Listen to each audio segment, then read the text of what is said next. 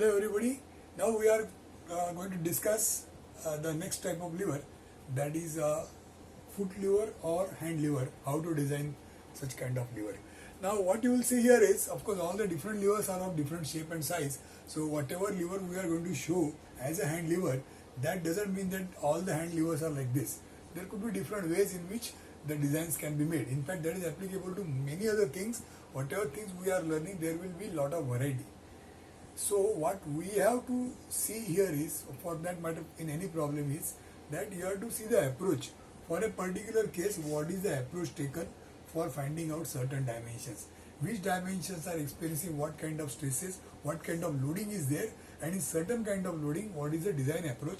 That should be our attitude every time while learning the exercises. Okay, so look at it from the point of view of the procedure rather than from the point of view of a specific name of the item. Okay, so let me first draw the figure for this kind of a lever. It could be something like this.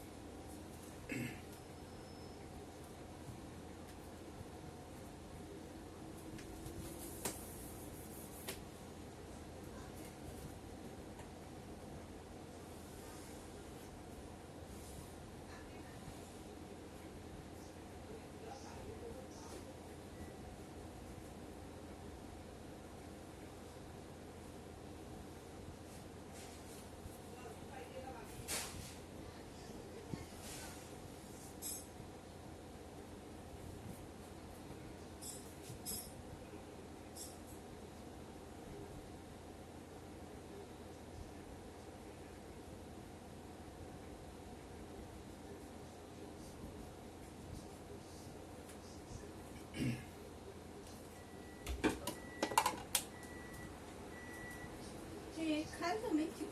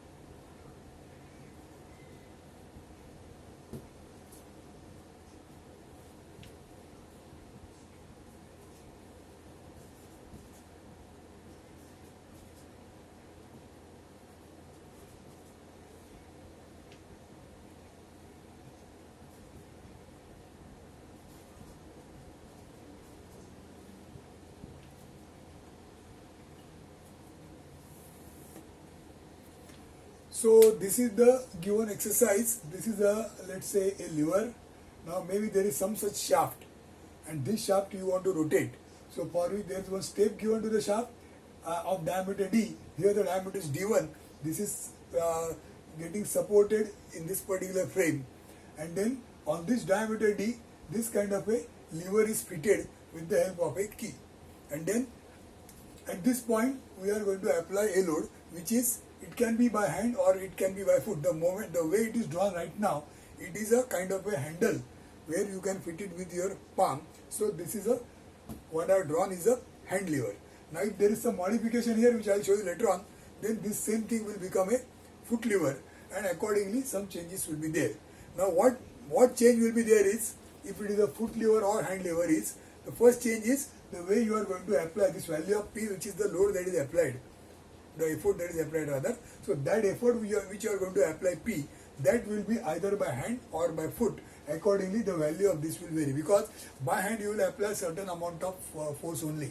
By foot you will be able to apply certain amount of force. So depending on whether you are using a foot or a hand, the value of P will change, and then the name and the shape also of the handle also will change.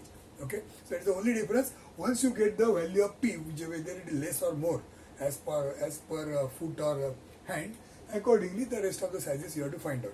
So you are given P, you are given this distance L, you are also given this L distance, small l, and then the stresses, and then you are going to find out all the different dimensions that are shown here. And by making use of, now here we are making use of what we have already learned, and there is one small factor which is going to be different than all the earlier exercises.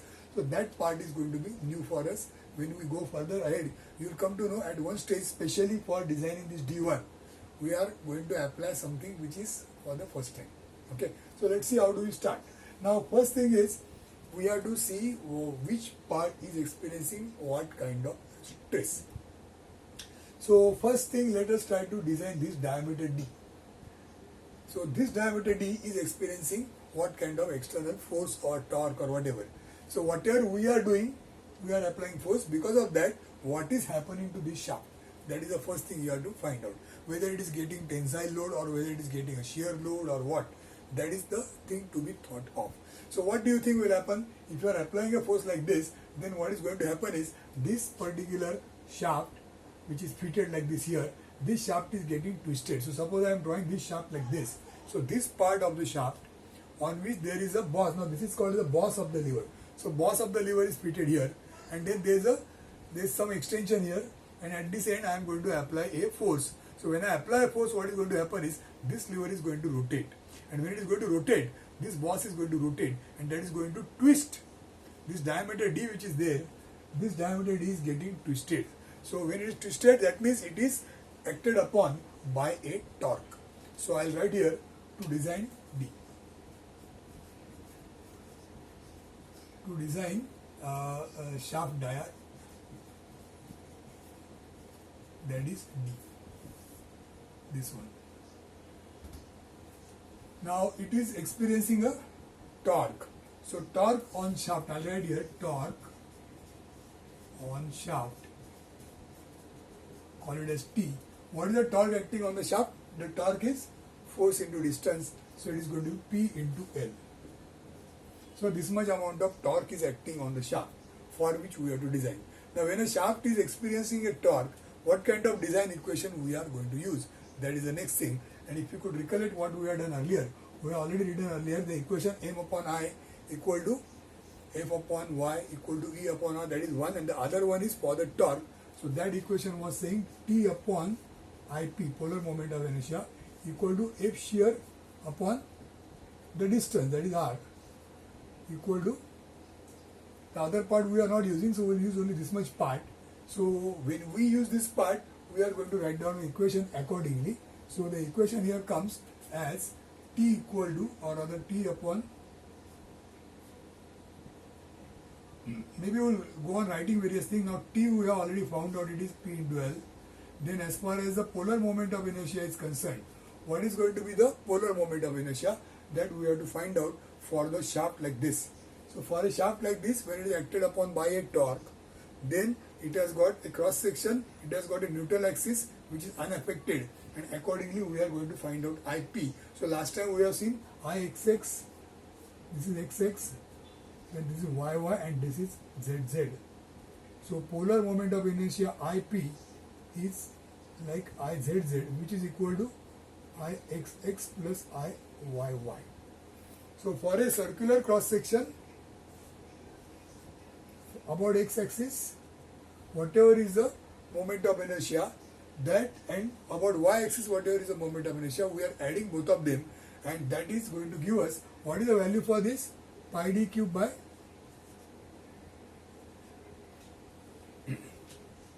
now this is going to be a value which is pi d raised to 4. For I it is raised to 4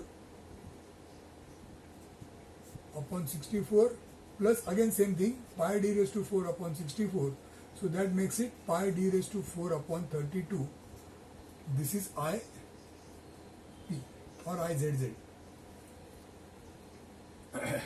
So I write here IP is this pi d raised to 4 upon 32. Then R is the distance of the point which is maximum away, which is d by 2. So I'll write here R is d by 2. So now when you put these values in the equation for shear stress, I'll write here F shear is equal to T upon IP divided by R, which is equal to P into L upon, now IP is this, divided by this. So what will come is pi d cube upon 16. So when you divide this by this, you get this. IP upon R is pi d cube by 16, and then this is shear stress equal to P into L. So now this has become our design equation. Shear stress equal to P into L upon pi d cube by 16. Okay. Now in this, what is known is everything is known. You will find D is not there, everything else is there. So you can find how much is the D. So what is the diameter of the shaft you need here?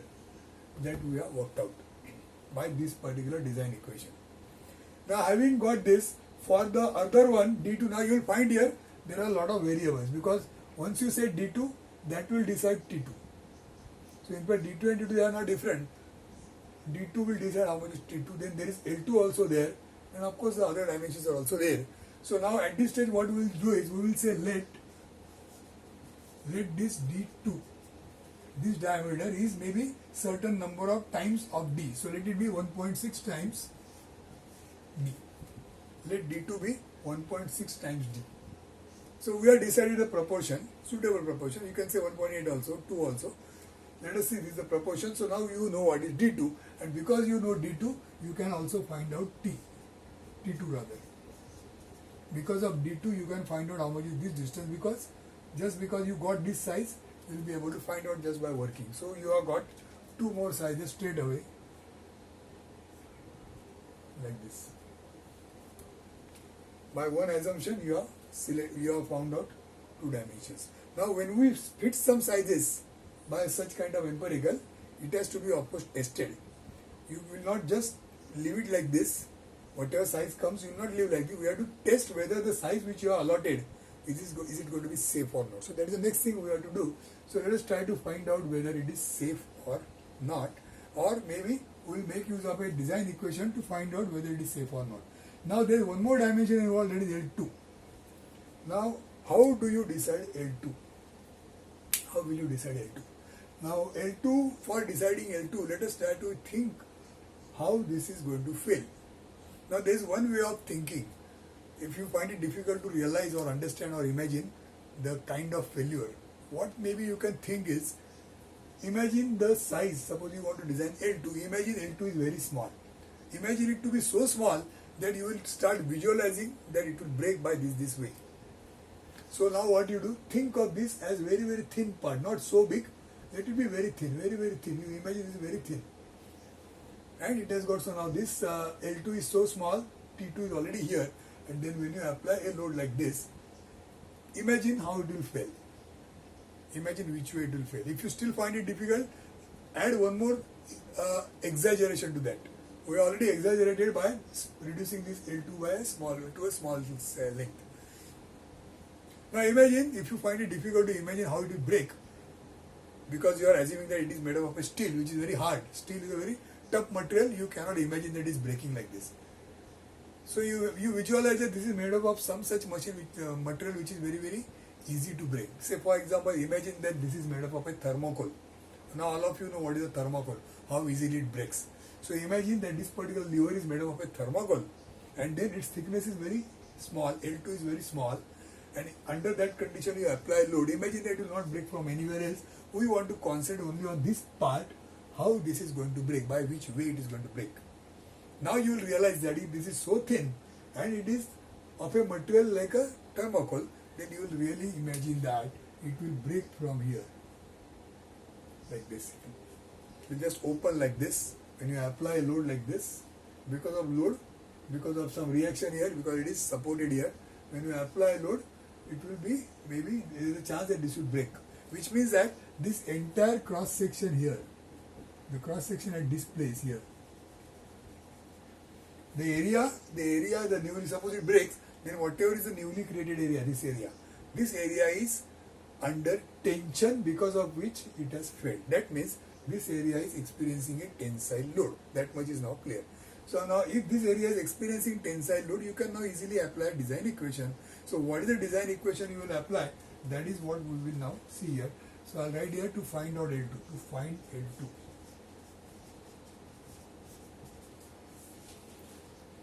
So for finding out L2, what do we do? What do we do here? Now suppose the material is already having tensile stress, design tensile stress given as FTD. Now this design tensile stress multiplied by this cross sectional area will be what? Force. Okay, so I'll write here. Suppose you call this force as F. F is the force which is causing the breakage. See, remember that this P is not applied here. You have got this force given here as P. So you will not use this force for the purpose of design, saying that force upon area is stress. So this is stress, Ft equal to load upon area. So you say P is load and this is area. No, because this load is not applied here. This load is applied here. Its effect will come here. So because of this load, some kind of load will be created here, which is, let us call that as F. So when you apply F, this is going to break. So now the question is, what is F? I'll write, in the meantime I'll write Ft design is equal to F, which is the force which you want to find out, and upon the force, because of this force, it will have some resisting area. So that resisting area is T2 into L2.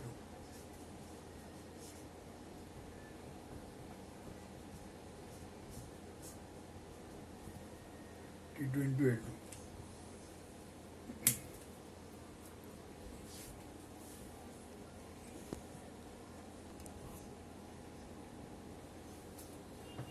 Okay, so now this force is equal, I'll write here, F is equal to Ft design into T2 into L2. So this is the amount of force that is applied here. Of course, this has got unknown. T2 we know, but L2 is not known. This is known, so F is unknown basically, because L2 is not known. Now this force is acting at what distance? It is acting at this much distance. So we'll say that this force F into now this distance. What is this distance? This is d by 2 and this is T2 by 2. So I'll write here d plus T2 by 2. So this force is acting at this distance and it is creating a torque.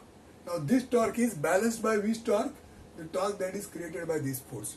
So because of P into L, it is resisted by F into this distance. Suppose I call it as X. This is X. So F into X is balanced by P into L. So when you apply P into L, it is resisted by F into X. And that is why it is in equilibrium. So I'll write here this F into X equal to P into L. F into X is P into L. So now this has become our design equation for this purpose. Because F is containing stress and there are other dimensions, and now you will be able to find out what we want. What we want here is L2. Our objective is to find out, you can see here L2. Now you will see if I substitute F by this and you try to solve this equation, you will find everything is known. L is known, P is known, D is known, T2 is known, and in this F, FTD is known, T2 is known. So only L2 is unknown. So you can find out L2. That means whatever, how much is this distance should be so that the breakage will not take place, that is obtained.